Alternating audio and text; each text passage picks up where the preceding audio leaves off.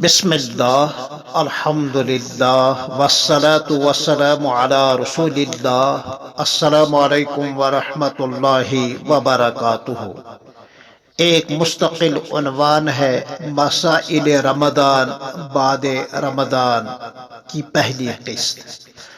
مسلم شریف جو حدیث پاک کی بہت ہی معتبر اور صحیح کتاب ہے، اس کتاب مبارک میں بروایت حضرت ابو ایوب الانصاری رضی اللہ تعالی عنہ حضرت نبی اکرم اور شفیع اعظم صلی اللہ علیہ وسلم کا ارشاد گرامی یوں منقول ہے: من صام رمضان ثم اتبعہ ستا من شوال کان کصیام الدہر، یعنی جو شخص ماہ رمضان کے تمام روزے رکھے اخلاص نیت کے ساتھ، پھر اس کے بعد ماہ شوال کے 6 روزے بھی رکھے خلوص نیت کے ساتھ، تو اس کو سال بھر روزہ رکھنے کا اجر و ثواب ملے گا۔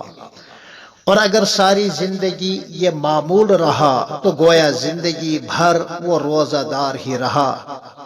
یاد رہے یہ اس حدیث شریف کا سلیس ترجمہ ہے، یا کہیں اس کی ترجمانی ہے۔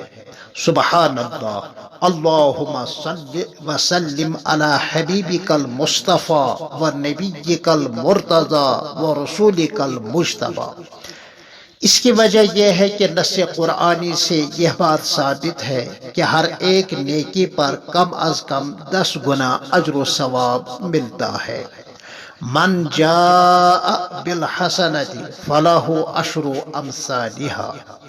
اس طرح حقیقتاً یا حکماً 36 روزے ہوئے اور 10 سے ضرب دینے کی صورت میں 360 روزے ہوئے۔ البتہ یہاں ایک اشکال ہو سکتا ہے کہ شمسی اعتبار سے یعنی انگریزی کیلنڈر کے اعتبار سے سال بھر میں 365 دن اور قمری حساب سے یعنی اسلامی مہینوں کے اعتبار سے 355 دن سال میں ہوتے ہیں۔ یہ 360 کہاں سے اور کیسے ہوئے؟ تو اس اشکال کا طالب علمانہ جواب یہ ہے کہ بہت سارے مسائل میں شمسی نظام کا بھی اعتبار ہے۔ مثلا آفتاب کا طلوع ہونا، آفتاب کا غروب ہونا، آفتاب کا آسمان کے بیچوں بیچ آنا، اس کے ساتھ بہت سارے شرعی مسائل وابستہ ہیں۔ سن رائز ہے، سن سیٹ ہے، نون ہے۔ اسی طرح نماز عید اور نماز چاشت کا ابتدائی وقت اور آخری وقت کیا ہے، اس کا بھی تعلق شمسی نظام سے ہے۔ اور ظہر کا ابتدائی وقت اور ظہر کا آخری وقت، اسی طرح عصر کا ابتدائی وقت اور عصر کا آخری وقت، ان تمام احکامات کا تعلق شمسی نظام سے ہے۔ اور ادھر قمری نظام کے ساتھ تمام اسلامی مہینوں کا، ماہ رمضان کا، عیدین کا، قربانی کا، یوم عرفہ کا، مناسک حج کا اور زکوٰۃ وغیرہ کا، الغرض دونوں شمسی اور قمری نظاموں کا شرعی احکامات کے حوالے سے اعتبار کیا گیا ہے۔ جب یہ دونوں معتبر ہوں تو دونوں کا حد اوسط 365 پر آپ جمع کر لیں 355، پھر حد اوسط نکالیں تو وہ 360 دن ہوا۔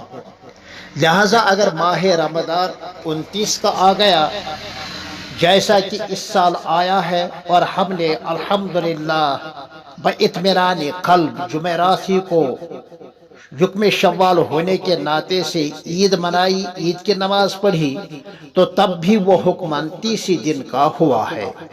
جیسا کہ سرکاری اور نیم سرکاری اداروں میں تنخواہوں کے حوالے سے یہ بات ہمارے مشاہدے میں ہے کہ انگریزی مہینہ اگر 28 کا ہو مثلا فروری، یا 31 کا ہو مثلا جنوری ہے، مارچ ہے، مئی ہے، جولائی ہے، مگر اس کو ایک ہی مہینہ شمار کیا جاتا ہے۔